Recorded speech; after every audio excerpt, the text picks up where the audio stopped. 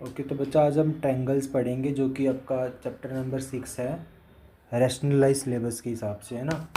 पुरानी बुक में तो जो था वो था नहीं, ट्रायंगल्स को नए तरीके से पढ़ते हैं। ओके बच्चे, तो बच्चा अब तक आप ट्रायंगल्स के बारे में कुछ चीज़ें जानते होगे, उनकी टाइप्स वगैरह वो सब चीज़ें, पर हमें वो सब नहीं पढ़ना है, हम उससे हायर लेवल का पढ़ेंगे थोड़ा सा। आपने पढ़ा था कॉन्ग्रुएंसी ऑफ ट्रायंगल्स को,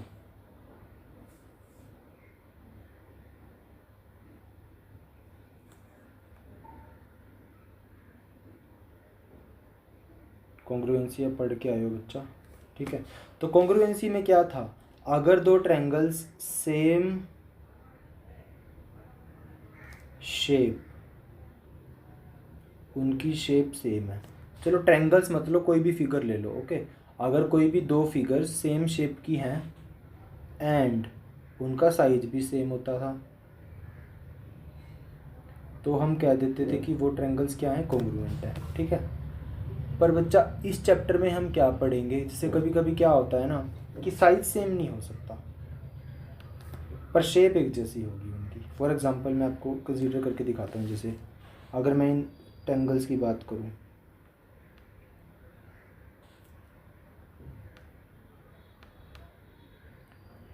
ठीक है। अब बच्चे दो ट्रायंगल्स की आपको शेप भी सेम दिख रही है, साइज भी सेम दिख रहा है, तो ये दोनों कॉन्ग्रुएंट कही जाएंगी, ठीक है। पर इस चैप्टर में हम जो पढ़ेंगे बच्चा, हम पढ़ेंगे सिमिलैरिटी ऑफ ट्रायंगल्स।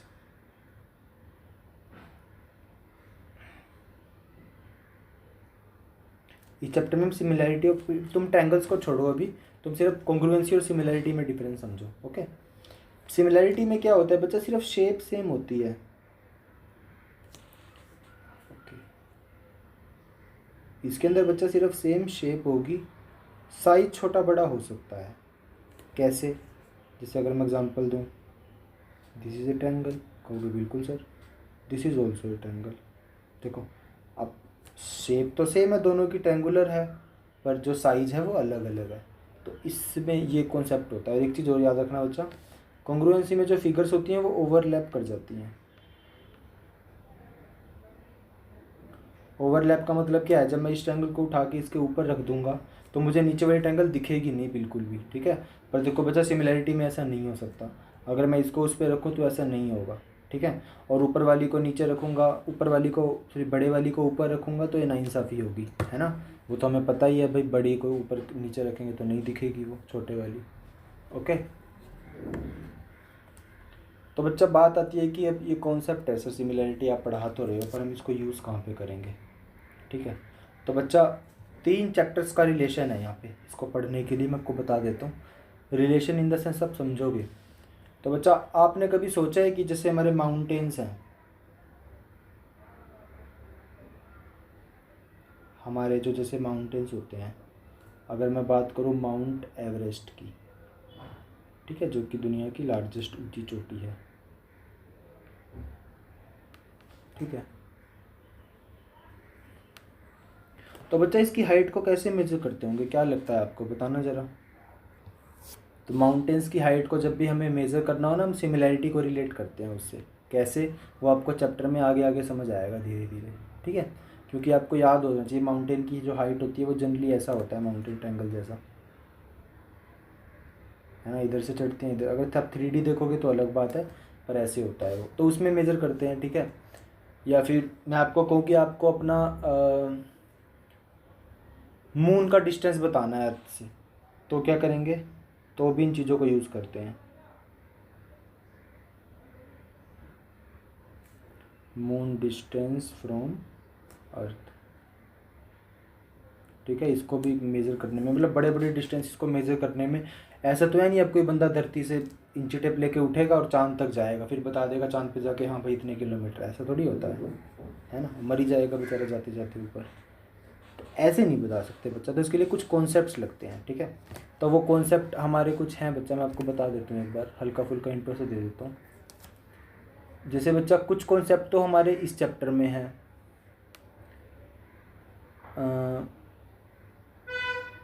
ठीक है, इस चैप्टर में है। जैसे अगर मैं कहूँ कि ये अपना सिमिलैरिटी वाला चैप्टर है, तो मैं चैप्टर के नंबर लिख देता हूँ, है ना। तो कुछ कॉन्सेप्ट तो इससे रिलेटेड चैप्टर 6 में पढ़ेंगे हम, जो कि ट्रायंगल वाला है। इसके अलावा बच्चे चैप्टर 8 और चैप्टर 9 में भी ज़्यादा काफ़ी सारे कॉन्सेप्ट पढ़ेंगे हम, जो कि किस पे बेस्ड है, ट्रिग्नोमेट्री पे। ट्रिग्नोमेट्री बड़ी कमाल की चीज़ है बच्चा। ट्रिग्नोमेट्री से हम मेज़र कर सकते हैं, पता है। अगर मान लो ये बहुत बड़ी बिल्डिंग है बच्चा, आपको बिल्डिंग की हाइट मेज़र करनी है, आप यहाँ खड़े हो, ठीक है। आपको अगर ये डिस्टेंस बता दूंगा ना मैं, और मैं आपको चलो मान लो एक एंगल भी बता दूँ ये वाला, ठीक है, तो आप ये वाली हाइट निकाल सकते हो with the help of trigonometry, ठीक है। आपको एक्चुअली ना बिल्डिंग पे जाना है ना कुछ करना है, ठीक है। वो हम पढ़ेंगे जब ट्रिग्नोमेट्री करेंगे ना, तब हम उसके प्रैक्टिकल एस्पेक्ट्स ढूंढेंगे, ओके। अभी के लिए आपको जानना नहीं है, ठीक है। अब बच्चा हम सिमिलैरिटी की बात करते हैं, ओके। व्हाट इज़ सिमिलैरिटी, जो हमारा चैप्टर भी है जिसके बारे में।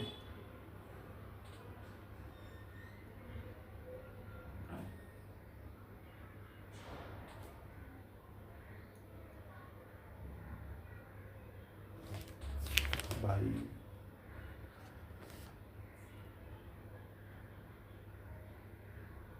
तो मैं बच्चा आपको कुछ सिमिलर फिगर्स बताता हूँ, ठीक है। जैसे मैं फर्स्ट केस लेता हूँ, जैसे बच्चा ये ट्रायंगल है और ये ट्रायंगल है।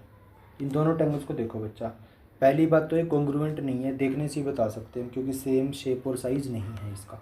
शेप है हालांकि, पर साइज़ नहीं है। क्योंकि शेप सेम है तो ये फिगर्स कैसी हो जाएंगी, सिमिलर,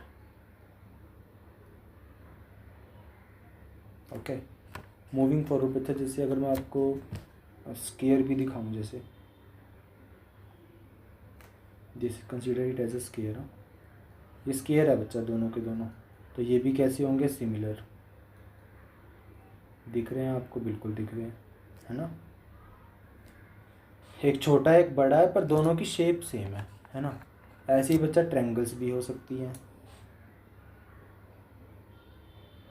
ये तो आपको स्टार्टिंग में ही पता चला दिया था पाने, ठीक है। तो ये भी सिमिलर होंगी।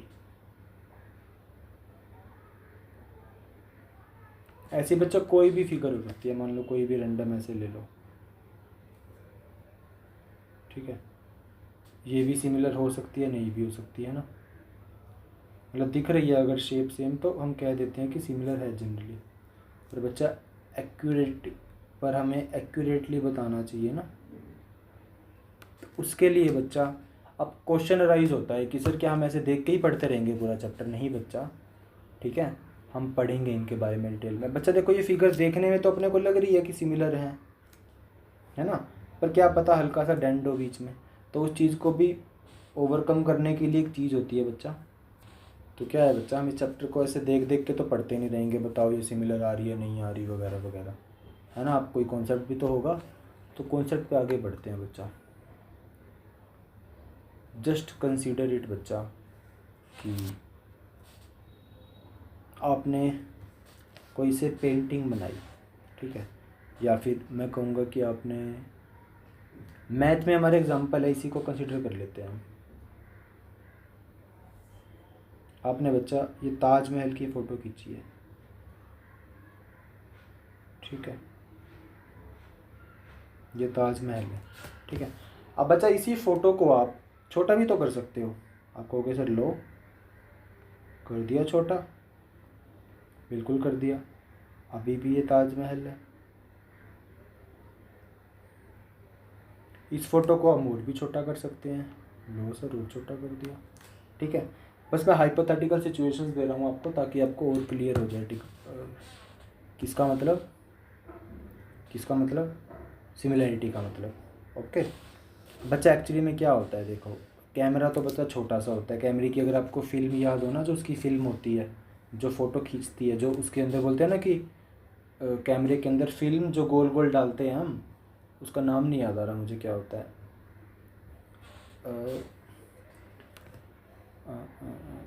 ओके, जो ठीक है मुझे याद आएगा तो मैं बताऊँगा बच्चा, ओके। जो कैमरे की फिल्म होती है ना अंदर उसके, जो डलती है, जिस पे एक्चुअली में फ़ोटो में कैप्चर होती है जो फ़ोटो, ठीक है, वो बच्चा सिर्फ छोटी सी होती है, मान लो 35 mm की होती है वो। क्या होती है, जो हमारी कैमरा की फिल्म होती है। मेरा मतलब क्या है कैमरे के अंदर तो फ़ोटो इतने साइज़ की होती है, ठीक है, आप ऐसे हाइपोथेटिकल सिचुएशन कंसीडर करो। पर जब हम उस फ़ोटो को कैमरे से बाहर निकाल के एल्बम में डालते हैं तो वो फ़ोटो बड़ी हो जाती है ना। देखा है ना आपने, बिल्कुल देखा है। मतलब आपने इतनी फ़ोटो को इतना बड़ा भी देखा होगा। अब कैमरा बच्चा डायरेक्ट इतनी बड़ी फ़ोटो तो खींच नहीं सकता है, तो वो छोटी खींचता है, फिर हम उसको बड़ा करके ऐसे बना लेते हैं, जूम करना जिसको बोलते हैं बेसिकली। ओके,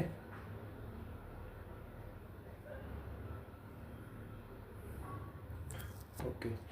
अब बच्चा बात क्या है कि कितने एक्सटेंट से, अब हमें तो पता चल गया सर कि छोटा बड़ा सिमिलर हो रहा है, ठीक है, ये हमें समझ आ गया। कितने एक्सटेंट से बड़ा हुआ है, इसमें क्या रिलेशन होगा, बिल्कुल होगा बच्चा।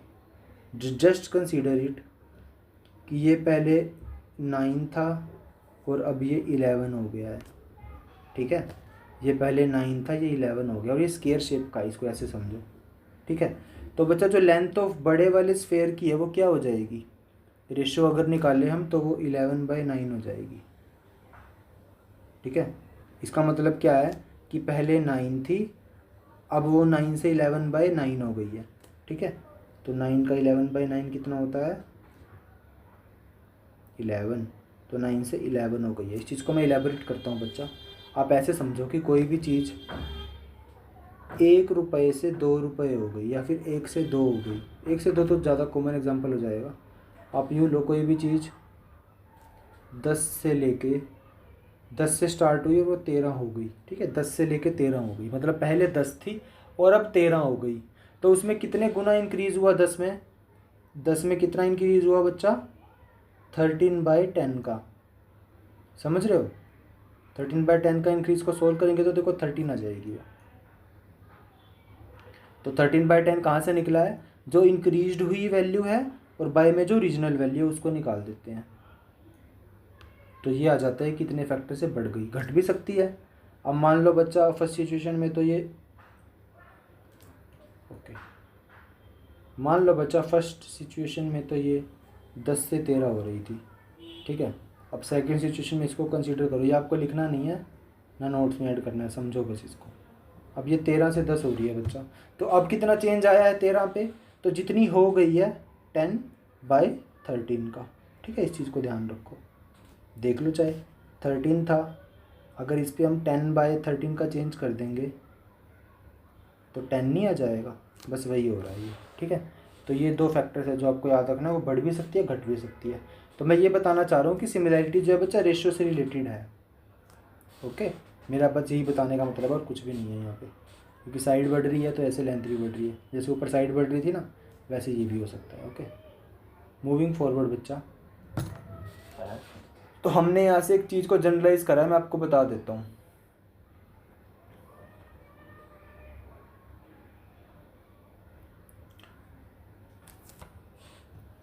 हमने जनरलाइज रिजल्ट करके कुछ निकाला है, मैं यहाँ पे नीचे लिख देता हूँ, लाइन में टाइप कर देता हूँ मैं, दैट हमने क्या रिजल्ट निकाला है यहाँ से कि टू polygons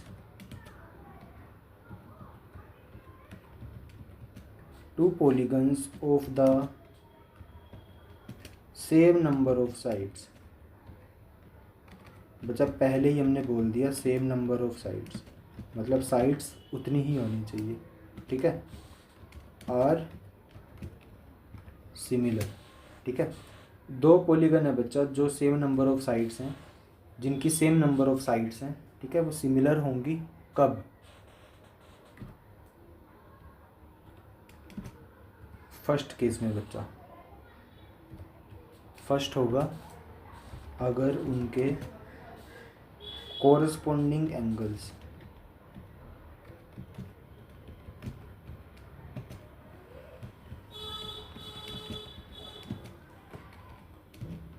आर इक्वल, ठीक है। और सेकंड सिनेरियो क्या बोलेगा बच्चा,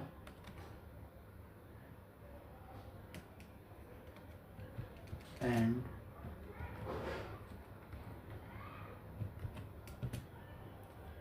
there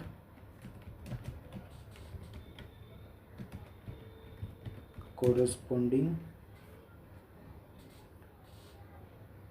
sides are in the same ratio, ठीक है। या फिर इसके लिए सेम रेशो की जगह एक और वर्ड यूज़ करते हैं हम, दे आर प्रोपोर्शनल। ओके, अब बच्चा इस चीज़ को एक बार दोबारा बता देता हूँ। देखो हमने क्या पढ़ा है। तो बच्चा मैंने आपको एंगल्स का कॉन्सेप्ट नहीं बताया, क्यों? क्योंकि एंगल्स तो अंडरस्टैंडेबल है ना बच्चा। मान लो जैसे अगर ये ट्रायंगल है, अगर मैं इस एंगल को बढ़ा दूँ तो ये तो ऐसे हो जाएगा। लो, फिगर तो पहले ही पलट गई है, सिमिलैरिटी कहाँ गई? शेप तो पहले ही चेंज हो गई ना उसकी। तो शेप को सिमिलर रखने के लिए एंगल्स तो बेटा देखो ज़रूरी है ही है ना। बस बात साइड्स की थी, वो हमने आपको बताया, ठीक है। अगर मैं ये वाला एंगल देखो इतना बड़ा कर दूंगा तो फिगर की शेप ही बदल जाएगी, सिमिलैरिटी तो वहीं फेल है, ठीक है। और एक चीज़ और, मैं यहाँ पे सेम रेशो को दोबारा से मेंशन कर देता हूँ बच्चा।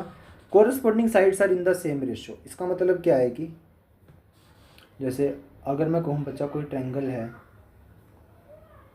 ABC, ओके, और मैं कह दूँ PQR, ओके। कोरस्पॉन्डिंग साइड्स का क्या मतलब है कि AB/PQ, समझ रहे हो? AB/PQ, इसका जो रेशियो होगा वही होना चाहिए सेम AC/PR का, और इसका जो रेशियो होगा वही सेम होना चाहिए BC/QR का, ठीक है। ये तब होगा बच्चा अगर हम कह रहे हैं कि दैट जो ABC ट्रायंगल है वो सिमिलर है ट्रायंगल PQR के। कॉन्ग्रुएंसी में इक्वल के ऊपर ये साइन आता था, इसमें बच्चा सिंगल ही आता है, ठीक है। इसमें ऐसे ही रिप्रेजेंट कर देते हैं, इक्वल नहीं आता सिमिलैरिटी के सिंबल में, सिर्फ ये लेटा हुआ S आता है, ओके, सिमिलैरिटी का सिंबल होता है। तो ये तब होता है बच्चा। अगर आपको इसका प्रैक्टिकल एस्पेक्ट चाहिए है तो मैंने आपको पहले ही कहा था कि जो हमारी फ़ोटोग्राफ है वो स्क्वायर की है ना। तो अगर एक साइड 9 से 11 हुई है तो दूसरी भी 9 होगी, और स्क्वायर शेप की है तो ये भी 11 हो जाएगी, ये भी 11 हो जाएगी, ये भी 11 हो जाएगी, ये भी 9 होगी और ये भी 9 होगी, ठीक है। तो देखो हमारे फोटोग्राफ में सारी साइड्स क्या हो जाएंगी, नीचे वाली साइड तो ये वाली देखो 9 से 11 हो गई, ये वाली भी 9 से 11 हो गई, तो इसका भी रेशो सेम आएगा 11/9। ये वाली भी 9 से 11 हो गई, इसका रेशो भी क्या आएगा 11/9। और ये वाली भी 11 से 9 हो गई, सॉरी या फिर 9 से 11 हो गई, थोड़ा उल्टा हो गया। तो ये वाली भी देखो 9 से 11 हो गई, तो इसका रेशो भी 11/9 आएगा। देखो इस साइड का इस साइड से रेशो, इस साइड का इस साइड से रेशो, इस साइड का इस साइड से रेशो, इस साइड का इस साइड से रेशो, सभी इक्वल आ रहे हैं 11/9, 11/9, 11/9, 11/9। यही बच्चा हमारी सिमिलैरिटी बोलती है, ठीक है, कि अगर दो फिगर सिमिलर हैं तो उनका रेशो जो आएगा वो हमेशा ही सेम आएगा, ओके। मैं थोड़ा इसको इरेज कर देता हूँ ज़्यादा।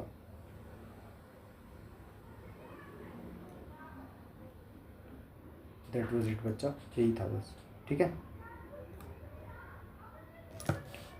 सिमिलैरिटी आपको थोड़ी थोड़ी समझ आ रही होगी अब क्या हो रही है, ओके।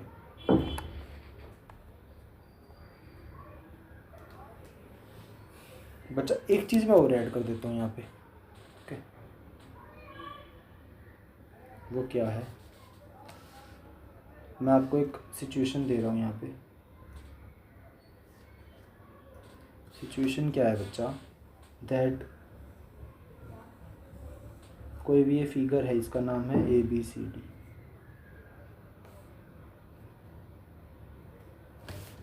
दूसरी कोई फिगर है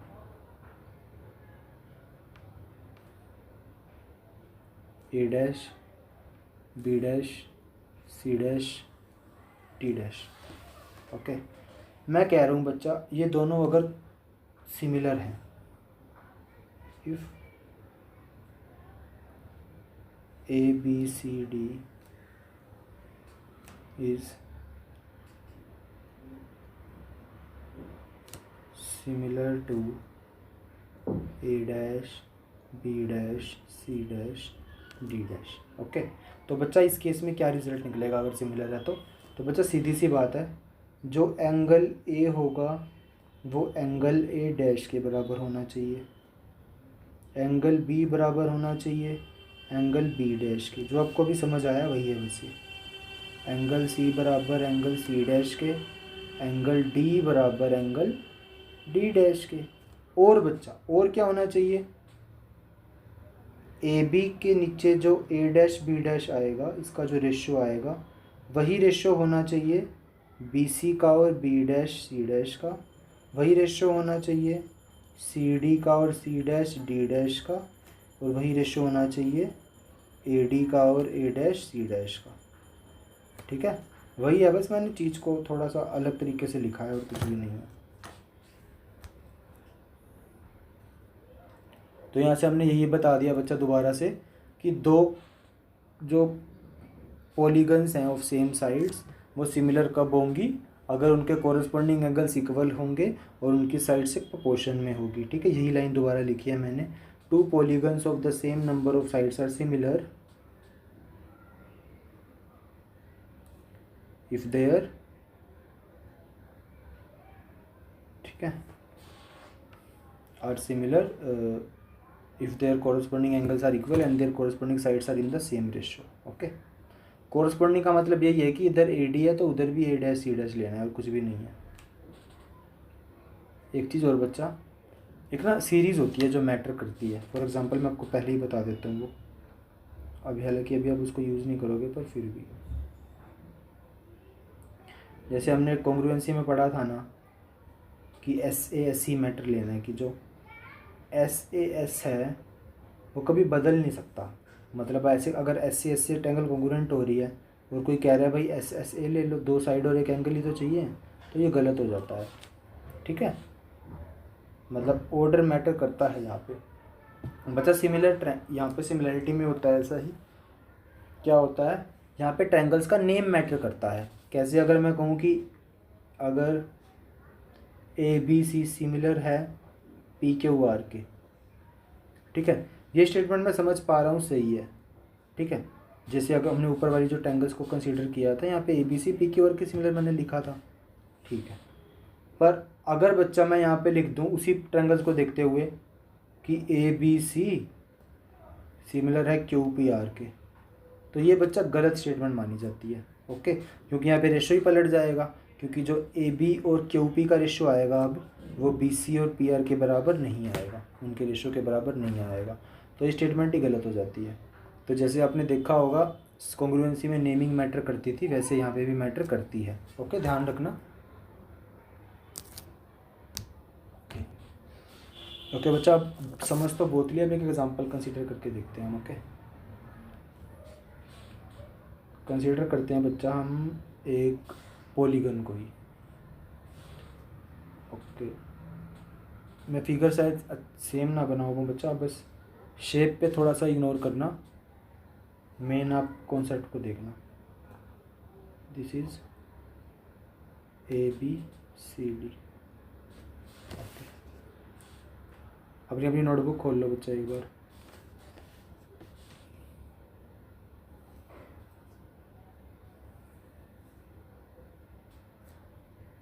रहने दो मैं ही करवा दूँगा, इट्स ओके। PQRS,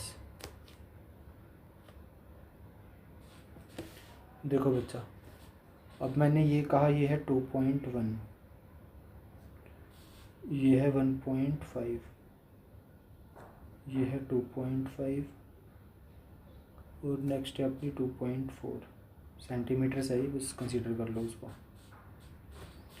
और इसका ये एंगल है 105, ये वाला एंगल है 100,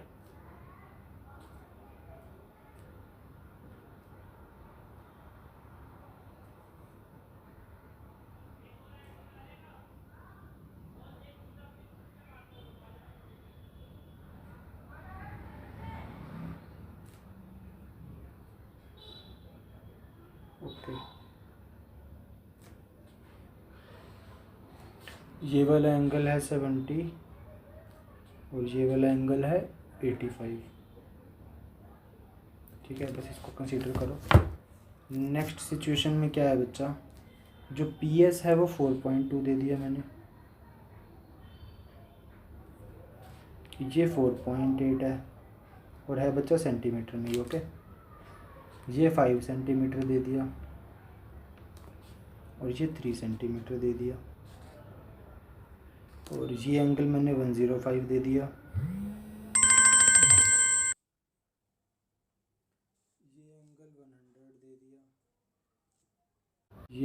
170, ये एंगल 85। बच्चे इन दोनों फिगर्स को ध्यान से देखो आप। सिमिलरिटी कैसे देखेंगे? पहली बात तो एंगल्स देखो भाई, 105 वाले को उठाते हैं पहले, ये इक्वल है, डन। ये भी इक्वल है, डन। ये भी इक्वल है, डन। ये भी इक्वल है, डन। ठीक है। तो बच्चा हमने क्या बताया कि सारे एंगल्स इक्वल हैं, पर सिमिलरिटी अभी प्रूव नहीं हुई है, हमें दूसरी कंडीशन भी साथ में चाहिए। ठीक है, क्या? Ratio of sides. तो रेशियो ऑफ साइड्स निकाल लेते हैं। ठीक है, पहले बच्चा AD और PS को ले लेते हैं। ठीक है, AD बाय PS। AD है बच्चा 2.1, PS है 4.2, तो इसको काट देंगे तो 1/2 आ जाएगा। ओके, नेक्स्ट केस उठाओ। सारी की सारी होनी चाहिए बच्चा, एक भी मिसिंग हुई तो दिक्कत हो जाएगी। AB और PQ को उठा लो। तो मैं कोरस्पॉन्डिंग ले रहा हूँ, यहाँ पे AD लिया था तो यहाँ पे ये लिया था। अब AB ले रहा हूँ तो यहाँ पे PQ लेना है 1.5 और ये 3। ये देखो बच्चा फिर से 1/2 आ रहा है। ठीक है भाई। थर्ड देखो बच्चा BC बाई QR। BC 2.5 है और QR 5 है, तो ये कट के फिर से 1/2 दे रहा है अपने को। ठीक है जी। फोर्थ हो रह गया DC by SR। DC by SR ये अपने को दे रहा है 2.4/4.8। ये भी बच्चा 1/2 आ रहा है। देखो सारे के सारे रेशो सेम आ रहे हैं ना, आ रहे हैं, और सारे के सारे एंगल्स भी इक्वल हैं, है ना। तो यहाँ से सिमिलरिटी हमने क्या क्या दिया, दैट ABCD जो भी फिगर थी वो क्वाड्रिलेटरल वगैरह, वो सिमिलर हो जाएगी किसके? PQRS के। ओके, नेमिंग का ध्यान रखना है, PQRS, दैट्स इट। तो ये सिमिलरिटी हमने कुछ फिगर में प्रूव करके दिखाई है, और कुछ भी नहीं कि कैसे फिगर सिमिलर हो जाएंगे। दैट वाज इट बच्चा। अगर किसी में सेम नहीं है तो हम कॉन्ग्रुएंसी नहीं कहेंगे। ठीक है, सारे रेशो सेम आने चाहिए।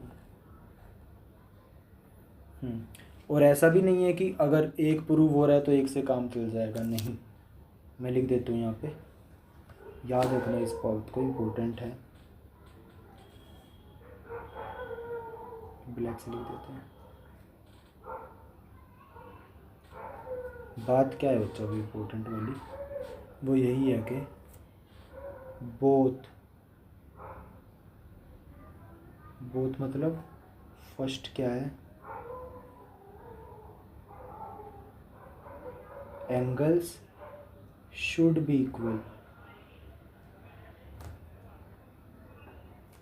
कि एंगल्स तो इक्वल होने ही चाहिए। ठीक है, मतलब जो एंगल्स होंगे वो कोरस्पॉन्डिंग होंगे। ठीक है, याद रखना, एक को नहीं ले सकते हैं हम। ठीक है, दोनों लेने हैं। First angle should be equal, मतलब corresponding angle should be equal. Second क्या है, corresponding side should be proportional, मतलब सेम रेशो में होनी चाहिए। कोरस्पॉन्डिंग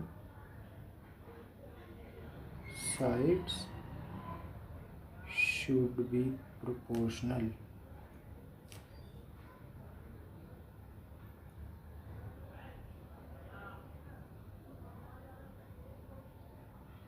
ओके, तो दोनों बच्चा both are required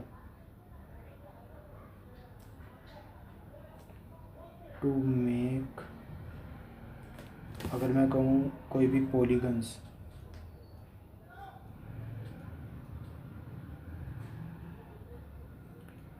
to make polygons similar. बच्चा दोनों साथ में चाहिए होते हैं सिमिलरिटी प्रूव करने के लिए, एक होगा तो काम नहीं चलेगा। ओके, इस बात को पल्ले बांध लो, या फिर जो भी आपको करना है याद रख लो उसको।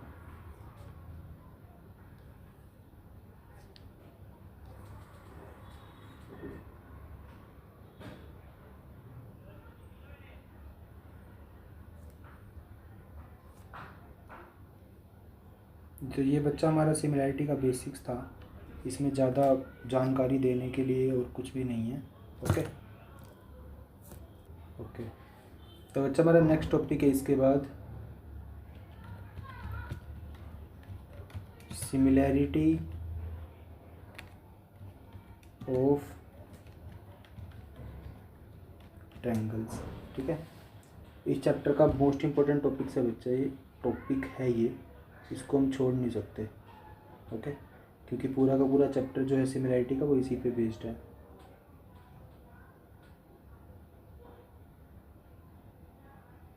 That's it.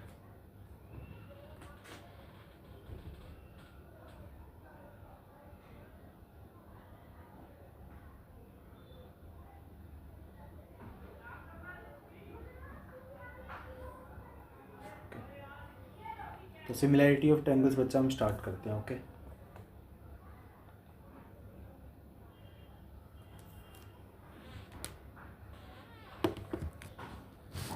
क्योंकि हमारी एक्सरसाइज में लिख देता हूँ, एक्सरसाइज है हमारी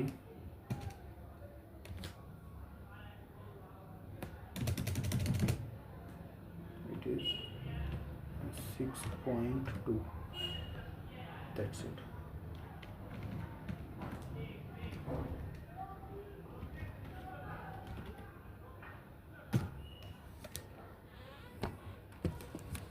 ओके,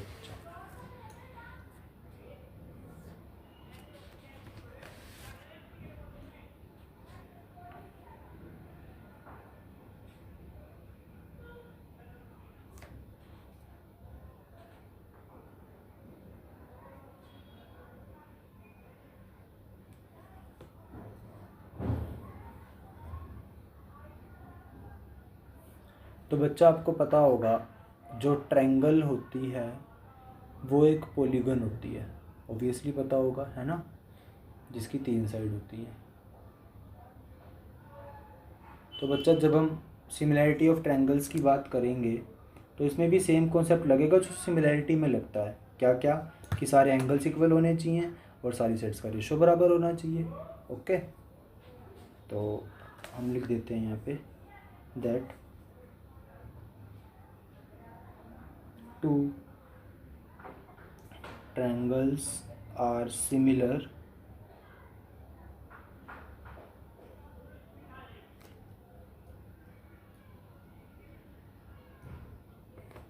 फर्स्ट केस क्या होता है बच्चा, that all angles should be equal. All नहीं, their corresponding angle should be equal. There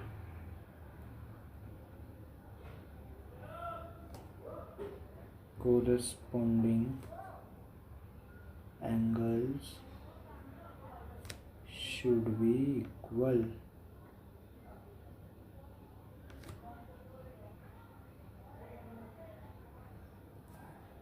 और सेकंड सिनेरियो क्या है, corresponding sides must be proportional। वही सिमिलैरिटी वाला काम है, their corresponding sides should be proportional।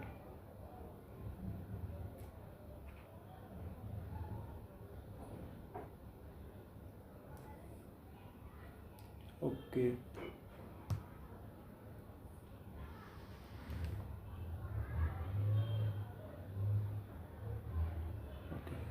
अब बच्चा एक बात याद रखो यार, बाई चांस किसी ट्रायंगल में बाई चांस सिर्फ एंगल्स इक्वल हो, साइड्स ना हो, है ना, तो उसके लिए एक नाम होता है, वो नाम होता है, आप समझ ही जाओगे नाम लिखते ही कि सर क्या बताना चाह रहे हो आप, वो है equi angular. Equi angular triangles. ठीक है, इक्वी एंगुलर ट्रायंगल्स वो होती हैं जिसमें सारे एंगल्स इक्वल होते हैं। ठीक है, सारे एंगल्स इक्वल होंगे तो वो तो इक्विलेटरल ट्रायंगल हो जाएगी sir. But what is the difference between equilateral triangle and equi angular triangle, है ना। अच्छा, इक्विलेटरल ट्रायंगल का क्या मतलब होता है कि एक ट्रायंगल में तीनों एंगल 60 के हैं, उस ट्रायंगल का रिलेशन किसी दूसरी ट्रायंगल से नहीं होता, समझ रहे हो। पर इक्वी एंगुलर ट्रायंगल्स का क्या मतलब होता है कि दो ट्रायंगल्स हैं जिनके कोरस्पॉन्डिंग एंगल्स आर इक्वल हैं, ठीक है, बस यही डिफरेंस है। That in two triangles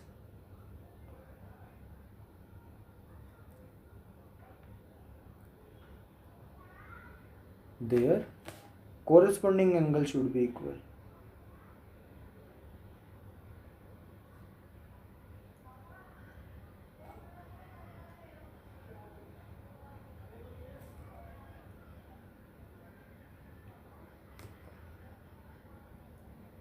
equilateral में और इक्वी एंगुलर में कंफ्यूज मत हो जाना, ठीक है।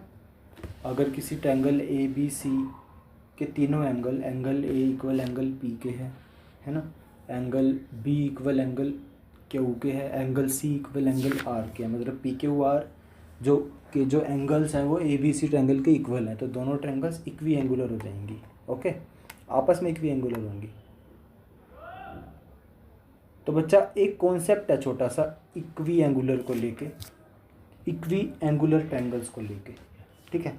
वो कॉन्सेप्ट क्या बोलता है, बड़ा अच्छा कॉन्सेप्ट है जो पूरे चैप्टर पढ़ने वाले हैं हम उस पर। That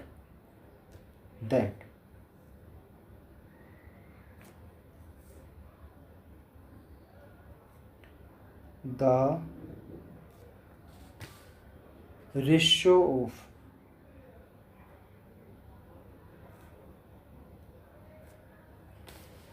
any two corresponding sides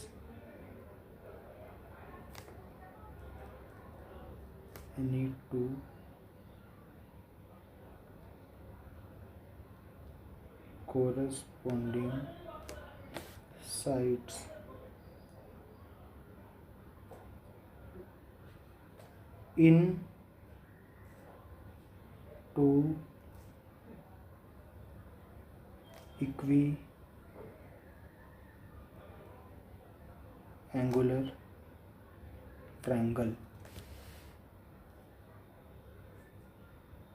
is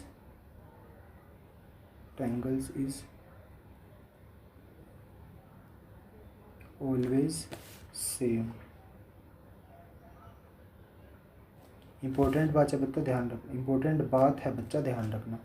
क्या कह रहे हैं कि दो जो इक्वी एंगुलर ट्रायंगल्स होती हैं उनमें किन्हीं भी दो कोरस्पॉन्डिंग साइड्स का जो रेशियो होता है वो हमेशा सेम होता है, ठीक है। आपको लग रही ना कुछ कुछ सर, आप तो वापस सिमिलरिटी की तरफ लेके जा रहे होंगे, है ना, वैसा ही हो रहा है कुछ यहाँ पे, देखो अभी समझ आएगा। इक्वी एंगुलर ट्रायंगल्स पढ़ी हमने, क्या होती हैं, जिनमें दो ट्रायंगल जिनमें कोरस्पॉन्डिंग एंगल्स इक्वल होने चाहिए। अब बच्चा किन्हीं भी दो कोरस्पॉन्डिंग साइड्स का रेशियो इक्वी एंगुलर ट्रायंगल में बराबर होता है, ठीक है। ये आपको याद रखना है, इसको प्रूव करना हमारे सिलेबस में नहीं है, ना ये आपसे पूछेगा।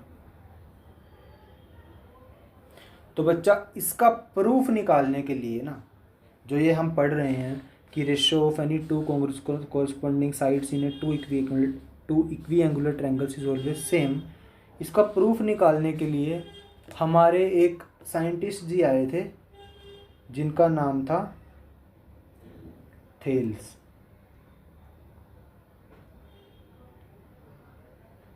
जिनका नाम था थेल्स, ठीक है। आपको बुक में इसकी फ़ोटो भी मिल जाएगी, ठीक है। तो इन्होंने बच्चा एक थ्योरम निकाली जिसका नाम था बेसिक प्रोपोर्शनैलिटी।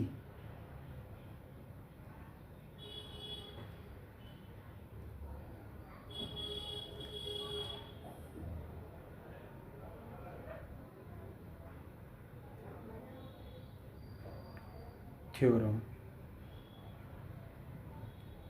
ओके, या फिर इसको क्या बोलते हैं, थेल्स थ्योरम।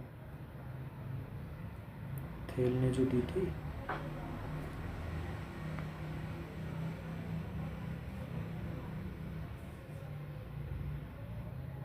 ओके, तो इन्होंने इस थ्योरम की हेल्प से प्रूव करके दिखाया था क्या क्या कि कैसे इनका रेशियो बराबर होता है, ठीक है। तो वो मैं आपको एक एक्टिविटी सी बना के दिखा देता हूँ बच्चा, बाकी हम काम फिर कल करेंगे, ओके। तो वो एक्टिविटी बड़ी कमाल की है, थोड़ा सा बस ऑब्जर्व करना है आपको। देखो एक्टिविटी आपको बस समझनी है और कुछ भी नहीं करना है उसमें से। मान लो बच्चा मैंने 2 रे ली हैं,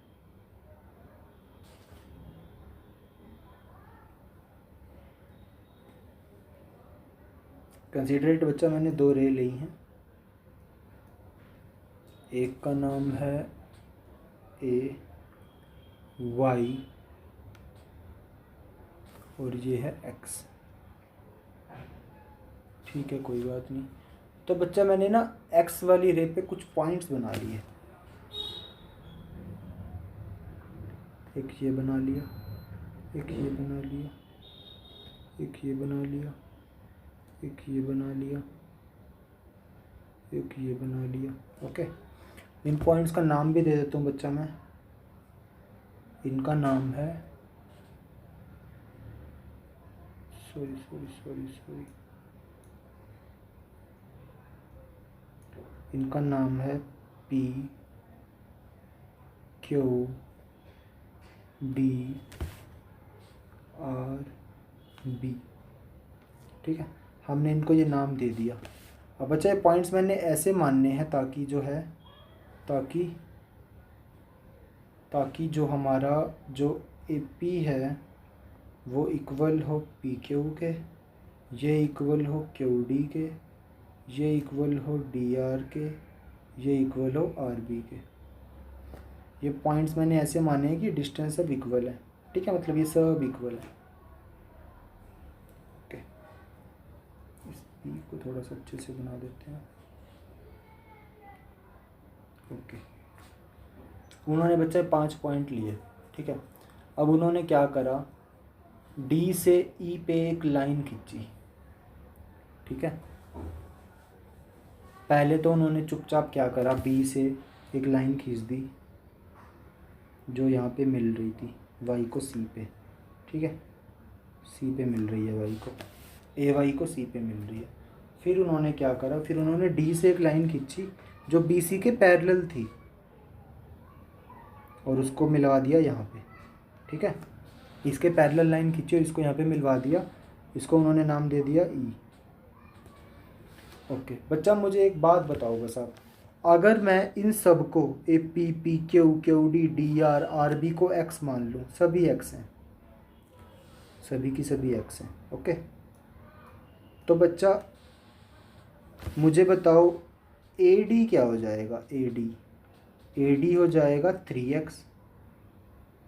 समझ आ रहा है आपको, ये भी x, ये भी x, ये भी x, तो तीनों को ऐड कर दो, 3x आ गया। और बच्चा डी बी क्या आ जाएगा, डी बी आ जाएगा 2x, क्योंकि ये भी x और ये भी x। ठीक है, तो बच्चा यहाँ से क्या रिजल्ट निकाला हमने, जो A D by D B आया है वो आया है 3/2। Okay okay okay, A D और डी बी 3/2 आने के बाद जो हमारे थेल्सी ने उन्होंने क्या करा, उन्होंने वैसे ही बाई चांस इसको मेज़र कर लिया, ए ई को और ई सी को। ठीक है, बाय स्केल, यूजिंग स्केल। जब आप इसको मेज़र करोगे तो आप क्या देखोगे कि जो ए ई और ई सी का रेशियो आएगा वो भी बच्चा 3/2 आएगा। फिगर में ध्यान से देखो आप, ए ई और ई सी का जो रेशियो आएगा वो भी 3/2 आएगा।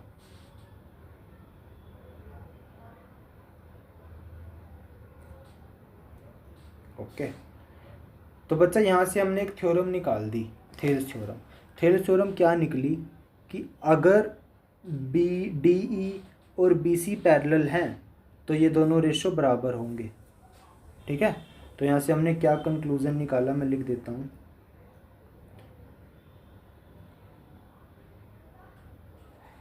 कंक्लूज़न,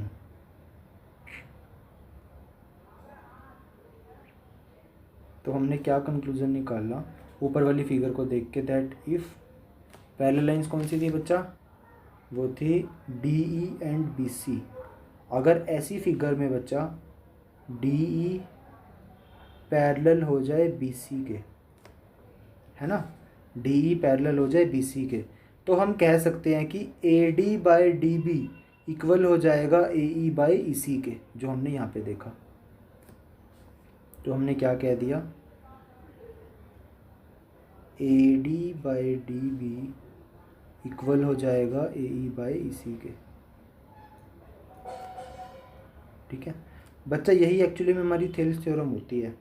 ठीक है, अब इसको मैथमेटिकली प्रूव कैसे करना है और क्वेश्चन में पेपर में आएगा तो कैसे करके आना है, तो इसके लिए हमारी थ्योरम बच्चा 6.1 है, जिसका नाम ही क्या है, बेसिक प्रोपोर्शनैलिटी थ्योरम या फिर थेल्स थ्योरम।